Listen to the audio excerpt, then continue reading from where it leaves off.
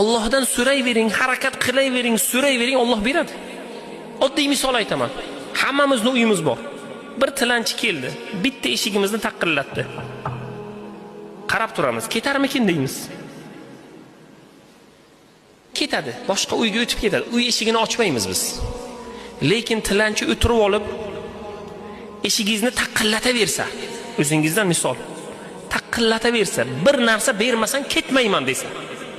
Nonmi, pulmi, kiyimmi, eski narsangmi, bir narsa bermasang ketmayman. Eshigingizni taqillataversa nima qilasiz? Chiqib bir narsa berasiz unga.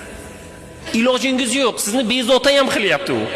To bilasizki, to bir narsa olmasa bu ketmaydi. Xudo ham shunday. Eshigini taqillatavering. Sizdan-da ko'ra Alloh rahimliroq. So'rayvering, duo qilavering, sajdada so'rayvering. Masala hal. Sizdan ko'ra bag'ri qattiq emas Alloh taoloni.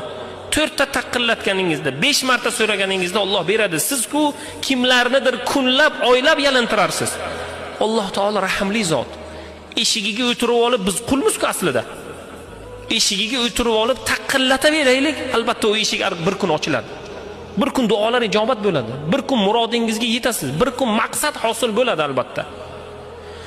Maqsad dunyoda odamlarni nazdida qanaqangidir natijaga erishmasak, Xudo erta qiyomatda savoblarimizni ziyoda qilib beradi. Banda duo qilsa, Allohning eshigini taqillataversa, albatta u yutuqqa chiqadi inshaalloh.